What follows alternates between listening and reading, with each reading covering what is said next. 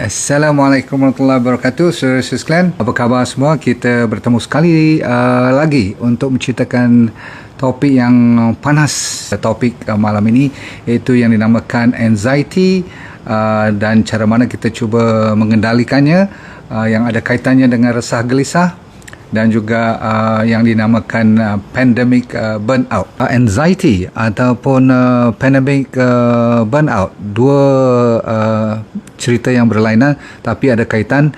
Bahkan kalau bagi mereka yang duduk di sini, mungkin ada yang ada depression, yang ada masalah kemurungan pun juga boleh terlibat, ataupun masalah panic attack. Dia semuanya ada rangkaian-rangkaian yang kadang-kadang boleh, apa orang panggil, dia punya definisi itu bukan definisi, maksudnya pagarnya agak nipis, boleh kadang-kadang terpijak di sebelah sana daripada kawasan pagar yang kita tak sedar. Kadang-kadang kita dah pergi ke sana jauh sampai kemurungan. Sebab itulah kalau you tengok cerita-cerita pelik-pelik sekarang, sampai orang ada suicidal. Tahu suicidal tak? Orang yang sampai sanggup bunuh diri dan sebagainya. Tu kita ingin mengelakkan daripada perkara ini berlaku kalau boleh sebaik mungkin. Walaupun hari biasa yang tak ada pandemik pun ada orang buat macam tu. Bahkan waktu-waktu yang tertekan ataupun stressful situasi yang kita tengah lalui sekarang. Namun apapun, dalam bahasa yang saya suka kata ialah this too shall pass. Benda ni juga akan berlalu. Ingat sebab Tuhan tak akan memberi sesuatu beban yang kita tak boleh tanggung. Kadang-kadang kita je merasakannya terlalu berat sampaikan macam kita tak boleh tanggung. InsyaAllah. Okey, banyak bersabar. Baik. Saya nak cek siapa yang masih lagi hidup. Maksudnya you hidup, betul-betul hidup, you are alive. Saya selalu tanya, how many of you are still alive? Kadang-kadang kita rasa kita hidup tapi kita tak sedar. Bila tanya, betul lah aku hidup lah. Tengok badan pun ada ni, betul tak? Betul? Ini permulaan cara mana kita nak menyelesaikan masalah anxiety. You rasa macam selalu saya melawak kan, tapi malam ni melawak juga. Tapi bagi mereka yang melalui, yang tengah dalam percubaan dugaan ini, kadang-kadang you tak tahu. Dan dia sendiri kadang-kadang sampai peringkat dia tak tahu kenapa pun dia jadi anxious, resah gelisah. Kan ada orang macam tu, dia kena panic attack, dia tak tahu sebab. Betul tak kat sini? Ada kan kes-kes doktor tanya, kenapa you jadi macam ni? Ataupun apa penyebabnya? Saya pun tak tahulah doktor. Ini waktu-waktu begini kadang-kadang dah sampai setahun setengah dah kita berlarutan dengan masalah COVID ni kan. Belum kita nampak lagi ada ruang tak untuk kita bebas pada hujung tahun ataupun tahun depan atau bagaimana. Jadi apapun itu bukan tugas kita. Tugas kita hari ini ialah melihat balik diri kita, sama ada kita dalam keadaan ready. Kalau masih hidup tadi, ya kan? Semua hidup kan? Okey, sekarang saya nak cek kalau betul-betul you ada 15 tak bahaya yang boleh datang kalau you tak jaga betul-betul dalam keadaan stres di waktu pandemik ni. Okay, ready? Semua ambil nota ni dan semua buat tangan macam tu sekarang. Ready? Dan bagi panas dulu. Lepas tu tepuk sikit pipi. Dan buat pukul kat belakang you punya leher pelan-pelan. Bagi rasa dia segar sikit. Rotate you punya tu. Tarik nafas.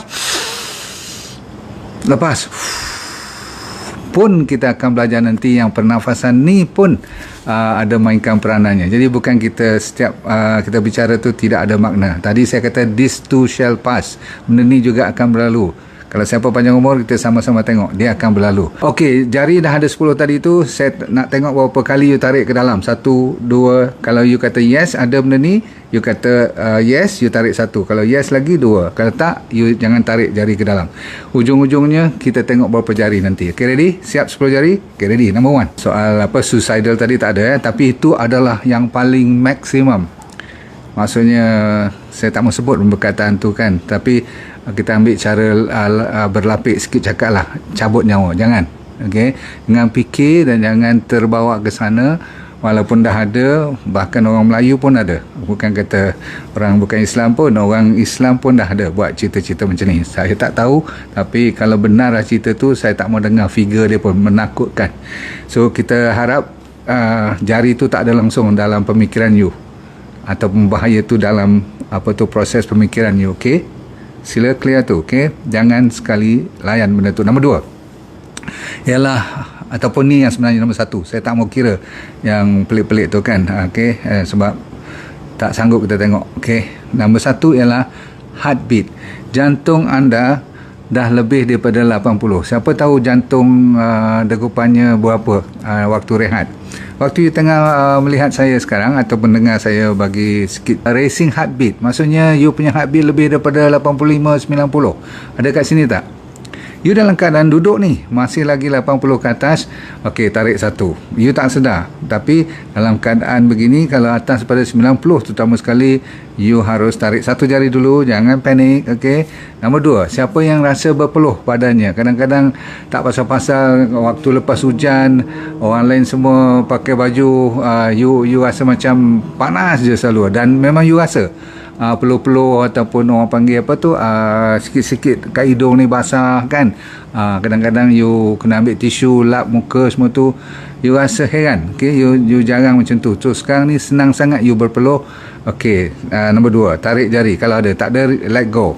Nombor tiga, kalau saya kata tangan tu ketat-ketat sikit, you tak ada masalah thyroid, tetapi zaman sekarang you macam kena thyroid pula. Padahal kalau pergi cek doktor pun you tak pernah makan ubat-ubat thyroid apa-apa, dan 3-4 bulan lepas ni dah mula rasa macam bukan saja ketat tangan, you jalan pun macam tak steady je, macam terketar-ketar sikit, faham tak? Nak ambil barang pun macam ada orang tak kena isap okok, faham tak?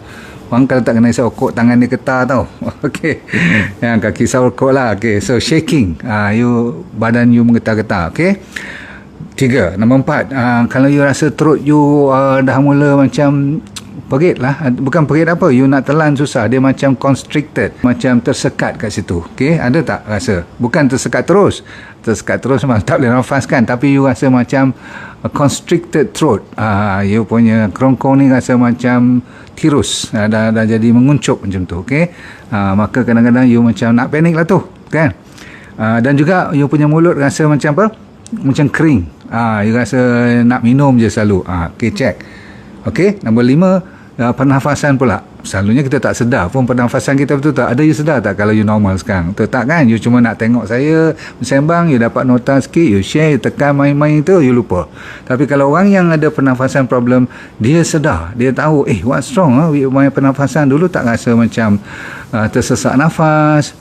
Dan kalau you hitung betul-betul, you atas pada 28 per minit atau 30 per minit. Selalunya antara 20-25 tu cantik lah kita tengah rehat kan. Faham tu? Alright. Seterusnya, kalau you punya penglihatan you dah mula blur. Tahu blur tak? You dah mula kelabu sikit, rasa macam kabur, macam tu kan. Dan kadang-kadang you dapat orang panggil apa, dizzy, you pening lalat macam tu. Okay, ringan je kepala. So jaga baik-baik. Nombor 7 pula, nausea tu loya. Kalau perempuan you bukan pregnant pun, you masih nak macam, memang lelaki pun kadang-kadang sampai rasa macam nak muntah pun, faham tak?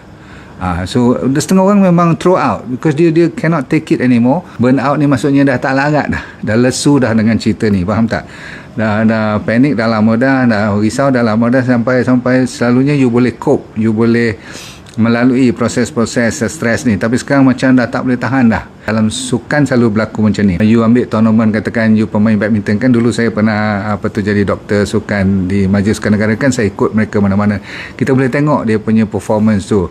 Kalau you pernah dengar pemain seperti Miss Bon Sidik, Rashid Sidik kan, zaman-zaman dia orang punya Thomas Couples dulu, you nampak macam dia orang best. Tapi akan datang satu ketika dia tak boleh perform, dia jatuh dia punya performanya, betul tak? Itu waktu itu bukan dia tak kuat, tetapi dia dah burn out, dia dah tak larat nak buat masa tu, dia jatuh. Kita pun dalam hidup kita ada waktu-waktunya, kalau kerja pun sama, kerja you ingat you boleh tahan sampai tak balik malam semua, lupa anak isteri semua, satu hari nanti dia panggil burn out. Body you sendiri tak akan boleh terima. So dalam kes ni kita boleh dapat burn out. So contoh-contoh seperti nausea, dah vomiting, dah macam diarrhea semua tu, ini dipanggil burn out. Nombor 8, irritation. You rasa sensitif. Sekarang ni you zaman orang tak boleh kacau langsung. Dulu boleh juga melawak-melawak, sekarang tak boleh melawak langsung. Pendek kata tak boleh cuit lah. Kalau siap je you melenting-lenting, dan melenting you tu bukan-bukan. You punya marah tu, you punya naik share tu macam tak betul sikit, faham tak? Selalu you boleh tahan cerita-cerita macam ni. Sekarang sampai office mate you pun dah komplain, you punya dalam rumah tangga you pun terganggu, suami you ataupun isteri you akan naik rasa pelik lah dengan cerita you ni sekarang. Okay, so itu mustahak. Dan seterusnya, worry, you kaki risau je kerja you. Sikit-sikit je you worry. Kalau hujan datang pun you worry, hujan tak datang pun you worry. Lepas tu kalau anak tak boleh pergi sekolah, cucu tak pergi sekolah, you dah mula nak risau besok dia orang nak jadi apa. Dah fikir dah 10 tahun kemudian ni dia dah besar dah jadi anak dara, nak turun semua, apalah dia nak jadi. Cerita pasal tu, padahal dia baru umur 8 tahun sekarang. So you risau je kerja you. Baik, orang yang risau ni selalunya ada dua jenis. Satu, dia risau tentang yang dia boleh kontrol, pun dia risau. Tapi setengah orang dia risau dua-dua sekali. Yang tak boleh kontrol pun dia risau juga. Saya bagi contoh. You boleh kontrol tentang apa you nak makan, betul? You boleh kontrol apa you nak pakai, nak mandi pukul berapa, nak semayang berapa kali, nak tambah sunat ke, semua tu, nak baca Quran, tu you boleh kontrol. You sampaikan you nak marah orang ke, tak mau marah orang pun sebenarnya you boleh kontrol. Walaupun setengah orang tu jenis yang tak kontrol langsung. Tetapi yang saya kata tu sampai benda yang macam ni, katakan masalah COVID ni lah, kan kita fokus pada pandemik ni. Apa benda yang you tak boleh kontrol? Banyak kan? You tak boleh kontrol siapa yang buat undang-undang PKP, siapa yang nak bagi buka pukul berapa, masalah ekonomi, masalah apa lagi, masalah COVID ni, ada varian baru dah datang. You dengar pula dia dah mula masuk melalui Penang. You dengar cerita tu, orang kata macam ni, ada yang datang daripada Sabah lagi, apa tu, kat England sekarang dah naik balik, kata dia, dulu dah okey, contoh. So you dah mula dengar cerita-cerita macam ni, you worry, you nak buat sesuatu, you macam nak kontrol, kalau boleh you nak bagi selesai, tapi sebenarnya you tak boleh, you tak ada kontrol benda tu. So kalau you tak boleh kontrol benda yang bukan dalam tangan you pun you risau, you kena tarik 2 jari sekarang. Yang ni bonus jari kena tarik ke dalam. Siapa yang worry benda yang dia boleh kontrol, 1 jari tarik. Dia worry juga kan. Saya kata anak sekolah semua tu kan tak boleh pergi pasar dan sebagainya, contoh lah. Tapi yang dia tak boleh kontrol pun dia worry juga, lagi 1 jari.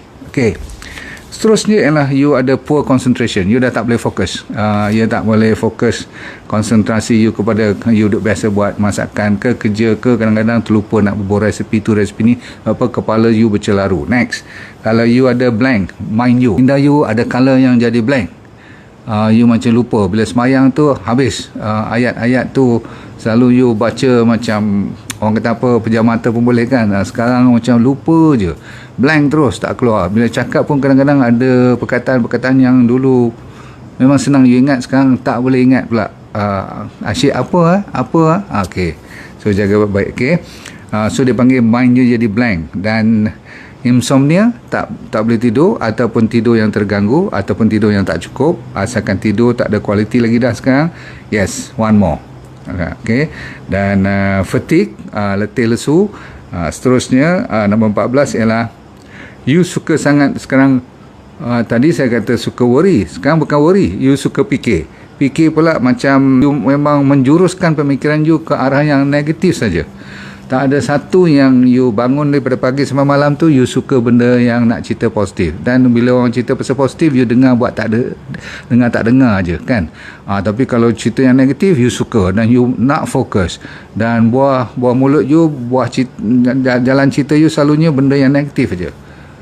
Yang ni amat bahaya. Tak apa, tarik 1 jari dulu. Okay, you fokus kepada benda yang negatif. Kalau buka WhatsApp, suka sangat tertarik kepada cerita-cerita tu. Masalah GIT, gastrointestinal tract, anything to do with stress, selalunya you punya gut, yang saya selalu namakan second brain tu, inilah otak kedua kita, bahagian stomach, usus kecil, usus besar semua terganggu. Sama ada sembelit ataupun dapat diarrhea. Kadang-kadang dia naik pecah, bukan pecah lah, menjadi masalah kulit, dia timbul lah benda pelik-pelik. Sebab apabila dalam dah tak elok, dia akan keluar nanti masalah-masalah seperti rambut luruh, period you tak stable anymore, tak regular lagi dah. Saya nak tanya sekarang, berapa jari you yang dah you tarik yes tadi? Ada tak 4 jari ke, 3 jari ke, ataupun 5 jari ni habis, nak kena pakai jari kaki pula? Mungkinlah you merasakan saya kata, okay, 5 jari ke atas baru ada problem, 5 jari ke bawah tak ada problem. No, Dia bukan soal you 1 jari atau 10 jari atau 3 atau 5 jari, tak. Dia kadang-kadang orang yang 10 jari semua yes, tapi dia ringan. Dia pun tak pasti dia kena tak kena, dia rasa je. Dan dia masih lagi stres, dia masih lagi macam nak panik, tapi dia boleh kontrol. Dia masih sembahyang macam biasa, tak ada lupa-lupa sangat. Tetapi yang seorang dua tu, katakan kita ni ada 1-2 jari je yang yes tadi. Tapi yang yesnya tu agak contoh degupan jantungnya tinggi sampai 98 katakan. Kadang dia cuma ada masalah rasa macam nak lawyer je, ataupun dia rasa macam kalau you jenis yang dah mind blank tu, 1-2 jari pun dah cukup, betul tak? Jadi tergantung kepada bukan berapa jari, tapi betapa seriusnya setiap jari tu. Faham tak? Yang penting selalunya kalau sampai 10 jari tu you kena hati-hatilah. Walaupun saya kata tak ada apa-apa, saya rasa ada lah tu. Yang penting 3-4 jari ke atas ni, okey? Orang yang ada 2, 3, 4 jari ni, kalau you dah boleh perasan sangat tadi, cuba dengar apa yang masalah dan macam mana kita nak selesaikan. Yang penting ialah kalau dah faham ni, kita kena tahu daripada mana datang. Asal-usul, asbabnya memang ada kita punya peristiwa lepas. Kadang-kadang daripada subconscious kita lebih sensitif kepada cerita-cerita pandemik ni kan. Kita rasa dia akan membawa lagi akibat trauma yang lepas atau luka lama berdarah kembali dan sebagainya tu kan. Ataupun orang yang memang jenis kan manusia ni bersifat karakter yang suka melihat masa depan, orang yang suka future thinking, overthinking. Mereka dua-dua ni akan melalui proses yang dinamakan dia lupa apa yang tengah berlaku sekarang. Jadi bila dia lupa yang tengah berlaku sekarang, terlalu terlibat ataupun melibatkan diri dengan yang lepas, past and future, they forget the presence. Usually orang-orang macam ni dia lupa yang dia tengah hidup. Masih lagi okey sekarang, tapi dia dah tak nampak. Pasal apa? Mata kepala dia, pemikirannya terus kepada sama ada depan atau bawa balik memori lama. Selalu kata macam gunung berapi tu, kalau you simpan lama sangat, dia akan meruap nanti. Baik. So nombor 1, ada satu bahagian otak kita namanya amygdala. Amygdala di tengah-tengah otak kita, di bawah tu, dia ada satu tempat emosi. Itulah tempat yang you rasa takut, you rasa resah, gelisah, marah, jala, sayang, cinta dan sebagainya. Okey, kalau membeli shopping pun kat situ juga you pakai. Itu yang dipanggil compulsive shopper dan sebagainya. Baik, balik kepada cerita stres tadi. Apabila amygdala ni dia sense, dia boleh merasai ada benda tak kena. Contoh cerita pandemik, contoh cerita orang ramai sangat masuk ICU, berapa orang meninggal setiap hari dan sebagainya, betul tak? Beribu-ibu you dengar naik daripada 6,000, 8,000 turun 4,000. Yang jadi sensitif tu amygdala. Di amygdala ni dia sensitif kepada beberapa perkara. Apabila satu tadi kita dah faham disebabkan keadaan sekeliling, stres dan berita-berita yang pelik-pelik ni. Tetapi ada kaitan juga dengan pemakanan. Sambilan kita dalam stres, kita punya hormon pun akan merembeskan seperti kortisol, adrenalin. Selalunya kortisol, adrenalin ni masa kita stres sahaja dia baru keluar. Masa kita takut, masa kita nak fight and flight, kita nak lawan atau kita nak lari, katakan kena kejar dengan saya selalu cerita dengan anjing ke dengan ular ke apa kan, terkejut kan. Ataupun kita bawa kereta, suddenly kucing lintas, kita break kereta, lari-lari pula kereta swerve the left or the right tu. Tapi kita lepas beberapa minit kemudian kita lega kan, 5 minit kita lupa pun, betul kan? Itu dalam keadaan yang betul patut ada stressful situation dan dia keluar, dia lepaskan. Itu kerja hormon stres. Tetapi dalam pandemik ni dia berterusan. Macam you bayangkan tak ada break langsung. Terus setiap kali kita melaluinya, macam you bayangkan dikejar ular, sampai setiap hari ada kes-kes macam tu. Body kita macam mana nak tahan. Itu yang sampai ketah tangan, sampai degupan jantung dah berbeza, pernafasan jadi lain, kulit jadi kering, you punya nak telan pun dah tak boleh, air liur jadi kering. Faham tak? Itu real. Jadi nombor 1 you kena buat dan faham ialah masalah B1. Itu selalunya orang yang stres, B1 akan menjunam ke bawah. Maka bila dia pun tak jaga makanan dia, bahaya sangat B1. So B1 ni semuanya datang daripada makanan, no problem. Satu lagi B complex lah. Okey, siapa pergi supermarket lain kali beli nutritional yeast. Selalu saya kata nutritional yeast ni warna kuning, dia berbentuk macam emping. Tahu empingan tu, emping-emping yang kita buat makanan tu, tapi yang ni cantik, dia warna kuning. You tabur atas makanan salad you ataupun sayur you, ataupun masa you nak makan nasi nanti. Okey, so rasa dia manis, no problem. Okey, probiotik atau prebiotik yang lebih mustahak you jaga. Dua-dua sekali lagi bagus. Probiotik tu bakteria yang baik, kadang-kadang susah kita nak beli disebabkan dia mahal, nombor satu. Tapi yang penting sekali ialah prebiotik, sebab body kita dah ada probiotik. Kecuali kalau you rajin makan antibiotik, habislah probiotik you pun susah, bakteria pun nak hidup susah juga. Tapi yang penting hari-harian ialah makanan yang berbentuk serat, sebab kita perlukan B1, B2, B6, B12, semua B kompleks ni. Tadi dari segi pemakanan, sayur-sayuran semua kena betul jaga. Dan kalau boleh belajar ambil rumpai laut, itu yang bagus sekali untuk B vitamin. Sebab apa? Dia harusnya dapat daripada daging, daripada ikan, telur dan sebagainya. Tapi kan kita di ND diet tak dibenarkan makan banyak bahan-bahan macam tu, cuma seminggu sekali dua je. Sebab tu kalau boleh you ambil nutritional yeast tadi. Okay, you boleh ambil daripada buah-buahan dan sayur-sayuran kita, ataupun fiber up. Yes, fiber up boleh. Okay, magnesium satu lagi, makanan magnesium banyak dalam kita punya harian. Ini semua ada kaitan untuk mententeramkan you punya anxiety. Saya tak mau lupa kepada perkataan burn out tadi, dah letih, dah lesu, dah muntah-muntah nak dekat lawyer semua tu. So you ambil magnesium, very good for your body punya function. Senang aja. Magnesium ni selalunya dark chocolate, avocado, semua nuts and legumes, biji-bijirin semua tu banyak.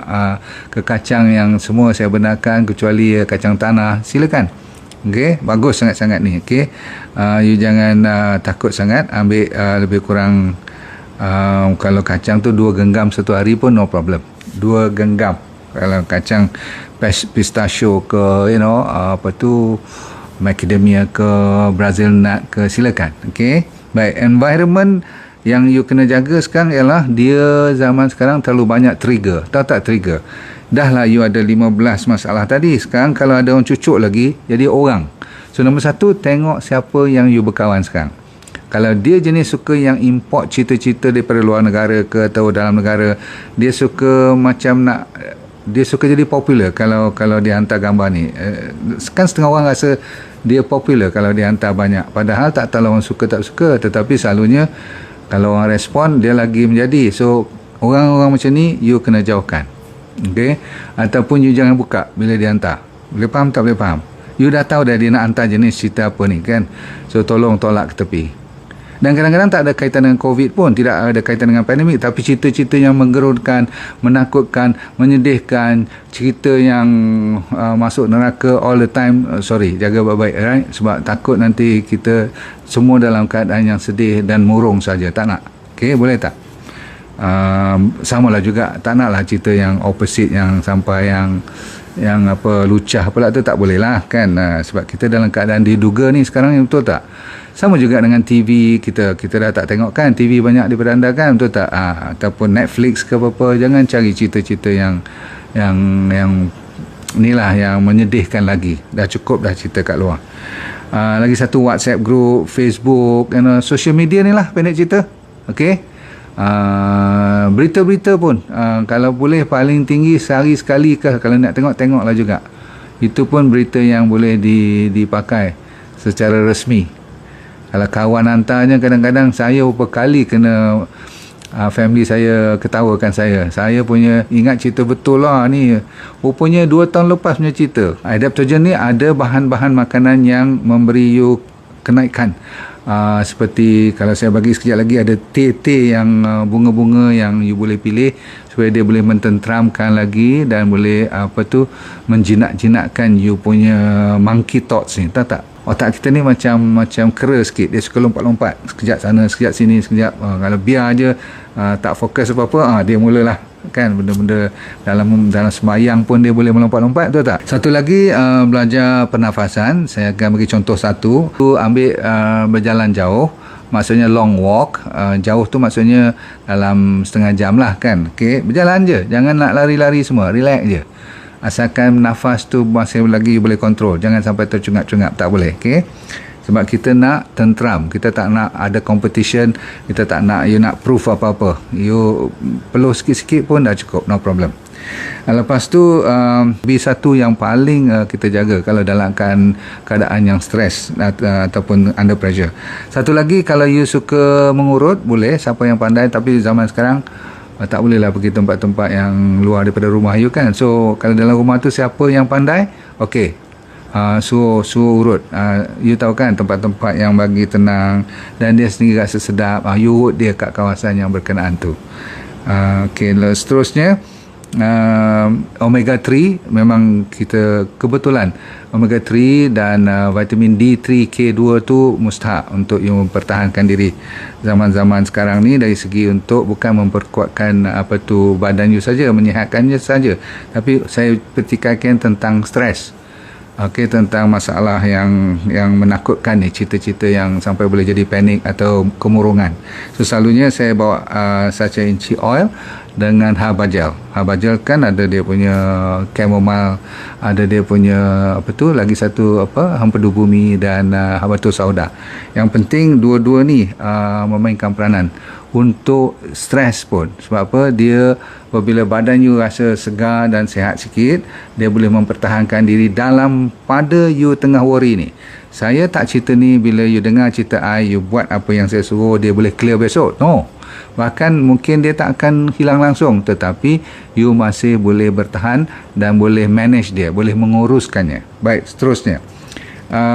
Ada satu lagi konsep dinamakan, you betul-betul tadi saya kata suruh jaga perut you kan, sebab serat tu memang kena betul-betul cukup pada zaman ataupun musim ni, disebabkan kolon you adalah tempat utama mereka beranak pinak, bakteria ni, untuk mengeluarkan vitamin B juga. Bakteria kita tu bantu, terutama sekali B12 semua tu, ataupun semua BB tadi tu, dia ada kaitan dengan bantuan daripada bakteria pun. Dia kan mengeluarkan immunity juga, bakteria kita ni. Okay, so bila you campur dengan sachet inchi oil, you campur dengan vitamin D3, you campur dengan herba gel tadi kan, dengan ada kumpulan-kumpulan herba tu, dia membantu sama-sama mengurangkan masalah. Sebab dalam keadaan stres ni, saya nak bagi juga beberapa jenis tea. So nombor satu, tea, you kalau boleh ambil tea rose tea, bunga rose, okay, yang dah dikeringkan tu, kan kadang-kadang dia bagi kuntum kecil-kecil, ada jual kan, rose tea. Nombor 2, lavender kan. So lavender tea very good. In fact that's number 1, dia punya top list. Nombor 2, dia bagi kat saya title dalam kajian ni, dia kata passion flower. Tapi kalau kedai-kedai seperti supermarket ataupun mungkin 7-Eleven pun mungkin ada, of course. Kalau you order kat online, kat Lazada ataupun Shopee tu pasti ada. You check nombor 3, chamomile tea. Kan saya kata tadi chamomile yang ada dalam herba gel tu, chamomile juga boleh dibuat tea. Bahkan asal usul chamomile ni orang cuma tahu buat tea saja. Okay, very good. Sebab untuk dia memberikan you senang tidur dan relax. Okay, lepas tu ada satu lagi, dia panggil lemon tea, lemon balm tea. Dia buat daripada lemon ni. Satu lagi dia panggil tulsi basil tea. Semua ni dia mengurangkan stres, meningkatkan memori balik, mengurangkan depression. Peppermint, pernah dengar peppermint? Yang saya sendiri import untuk orang yang betul-betul depressed, orang yang betul-betul down. Yang ni powerful lah sikit sebab dia sama kuatnya, bukanlah sama kuat, tapi dia menjuruskan kepada dopamine production. Dia memang ada dopamine pun. Okay, namanya Mokunati. Yang ni you kena check dengan saya punya admin, dengan saya punya partner yang ada kat sini. Okay, saya mengharapkan ada 6-7 choice ni you lebih pada cukup. Okay, siapa yang ada kat rumah saffron, pernah dengar saffron yang kita buat merah-merah tu, buat apa? Buat nasi biryani semua tu kan. Saffron pun boleh. Okay, satu berita baik, you dibenarkan ambil sedikit kopi, no problem. 2 cawan, 3 cawan paling maksimum. Sedikit saja dibenarkan. Sebab apa? Takut nanti naik balik you punya heartbeat. Tapi setengah orang ambil kopi yang pure, kopi O, untuk menenangkan. Dia rasa lebih lega. So terserah pada you. Kalau you ambil kopi ni you rasa tak tenang, you jangan. Tapi kalau you ambil kopi ni untuk stimulate bagi you happy sikit, boleh. Sebab dia ada caffeine kan. Ingat, kopi O yang bagus macam gaya kopi tu adalah khas dibawa untuk saya, untuk menjaga liver saya. Saya memang percaya pada kopi O ni. Saya buat kopi enema pun kadang-kadang. Ada 3 lagi teknik yang penting.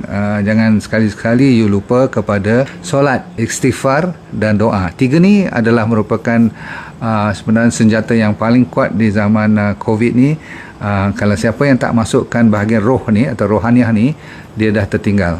Tak ada satu pun ubat atau suplemen yang saya kata tadi boleh lawan yang solat, istighfar, doa. Ini memang terkenal bagi mereka yang bermasalah, bukan saja COVID, boleh gunakan sama stylenya. Daripada ambil wuduk lagi, sampaikan bila you solat dan istighfar dan doa, memang Tuhan dah tahu you nak minta tolong supaya mententeramkan jiwa you. Sebab apa? You tengok orang lain boleh go through and you can't. Memang lain orang lain dia punya sensitivity. So saya ulang lagi sekali, solat, istighfar, doa. Dia datang 3 sekali. Baru kita cerita tentang konsep. Teknik yang pertama ialah setiap kali you dalam keadaan yang agak serius sikit, tekanan pada hari tu, stres tu, you cuma duduk satu tempat yang tak diganggu. Duduk biar sandal elok, jangan bongkok semua tu, dan tangan relax, macam relax, okey. Lembut-lembutkan pergelangan tangan sampai kaki semua pun tak payah cross. Lepas tu kalau you nak pejam pun boleh, kalau you nak buka mata sikit pun boleh, tapi jangan diganggu oleh apa-apa pun. Contoh kalau macam kita buat pagi-pagi tengok matahari tu pun boleh buat kan. Dan datangkan soalan ni kepada you punya minda dan terus jawab seolah macam saya tanya you. Okey, ready? Okey, ready. Saya tanya you sekarang dan you sekarang fikirkan masalah. Contoh masalah you ialah you risau tentang cucu you tak boleh pergi sekolah, ataupun you risau perniagaan you dah mula terganggu, ataupun you risau kerja you macam mana kat office, contohlah apa nak jadi apa-apa. Okey, tengok balik masalah tu, nampak? Okey, you risaulah pokok you tak boleh hidup ke apa-apa, ada benda je you risau. Okey, bila you tengok benda tu ataupun you mainkan wayang depan mata you sekarang, you tengok betul-betul, sila baca Bismillahirrahmanirrahim untuk orang Islam. Lepas tu tanya pada diri you, ready? Okey, mau tak lepaskan masalah ni? Jawab, mau atau tak mau? Saya soal lagi sekali, mau tak you lepaskan masalah ni? Okey, dah jawab? Okey, jawab secara ikhlas. Kalau ya pun tak apa, kalau tak boleh pun tak apa. Okey, selalunya orang jawab memang nak lah kan, mau kan. Okey, nombor 2, boleh disiplin tak untuk melepaskan masalah ni? So, you sebagai orang yang bersemangat mesti kata apa? Yes. Boleh kan? Boleh disiplin kan? Betul boleh? Saya terus tanya, betul boleh? Boleh, yes. Cuba saya ulang sekali lagi, kita main secara serius. Mau tak you lepaskan problem tu yang you tengok tu dalam wayang depan mata you? Yes, jawab. Nombor 2, boleh tak you disiplin untuk lepaskan masalah ni? Dah? Okay, last soalan ketiga, bila? Jawab, bila nak selesaikan? Bila nak lepaskan? Okey, jawab sekarang. Nak lepaskan. Soalannya bila? Yes. Katakan you belum dapat yes, tak ada apa-apa. You ulang balik je. Could you let go dalam bahasa Inggeris? Would you be disciplined? When? Itu cara dia tanya dalam bahasa Inggeris. Right. So kalau you tak boleh, you ulang sampai 3-4 kali.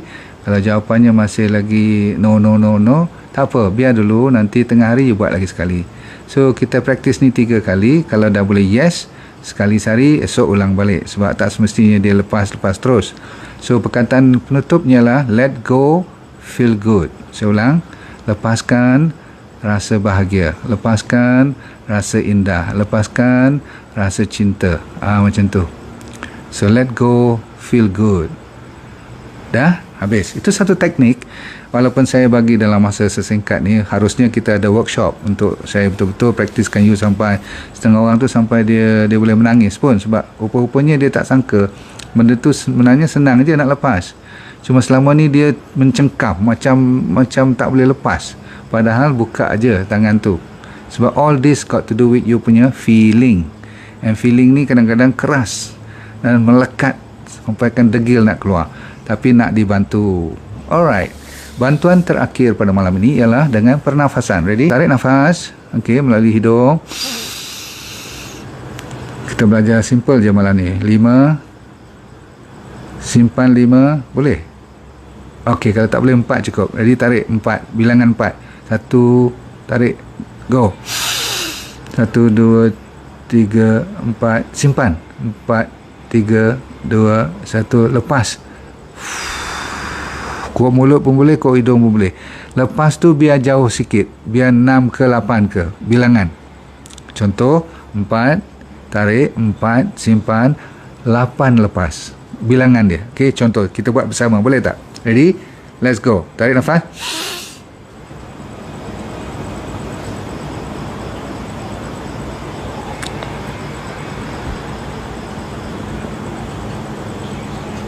Kadang-kadang masa lepas tu 6 dah habis kan. Setengah orang 5 pun dah habis dah. Tak apa. You buat lagi sampai you pandai. Tarik betul-betul. Simpan. Lepas. Biar tolak tu jauh sikit.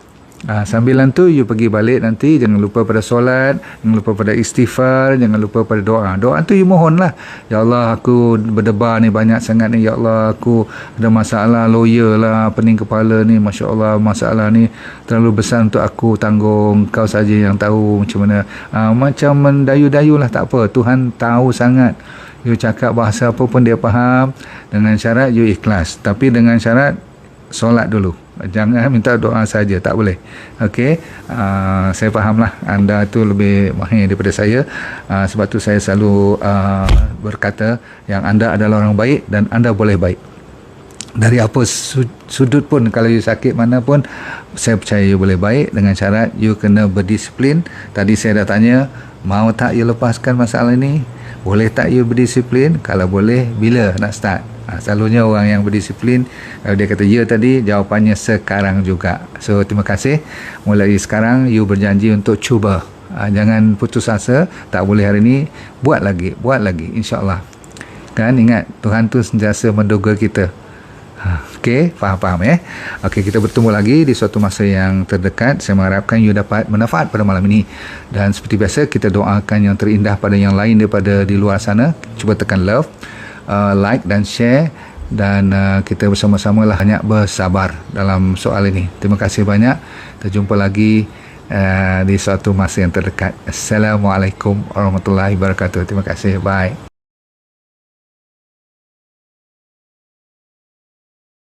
Assalamualaikum warahmatullahi wabarakatuh. Nama saya Dr. Nurdin Darus. Dulu pernah bekerja di Majlis Sukan Negara, Jabatan Psikiatri di University Hospital, dan lepas tu saya buat corporate program. Tapi Tuhan bagi rezeki kat saya untuk kena kanser pada 2001. Bukanlah seronok, tetapi pengalaman. Kali kedua saya kena relapse pada 2012. Di pengalaman tu saya nak share dengan anda, kalau anda bermasalah berpenyakit ataupun sama ada dari segi fizikal ke mental, tak jadi hal, asalkan you nak merubah hidup you. Dan bagi mereka yang belum sakit pun paling mustahak untuk mempertahankan, menghindar daripada kena sakit. Tapi insyaAllah dalam program yang dinamakan DND Well for Life 90 Day Challenge, maksudnya 90 hari punya cabaran ni untuk meningkatkan kesejahteraan dan kesihatan hidup anda. Mau tak?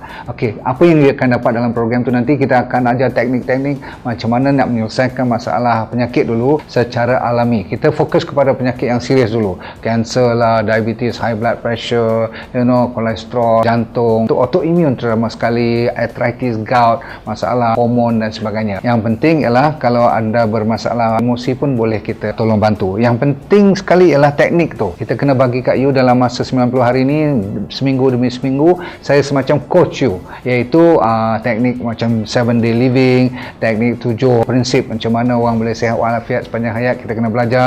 Orang Okinawa daripada Jepun, apa yang dimaksudkan dengan ikigai, saya akan ajar juga macam mana nak cari hala tujuan hidup. Ramai orang stres sangat sekarang ni, dan kita sediakan doktor-doktor juga untuk bersama bantu you supaya kita semua boleh sama membantu menjadi sihat walafiat, merubah daripada sekarang kepada benda-benda ataupun ilmu yang baru untuk menyihatkan body secara mental dan fizikal.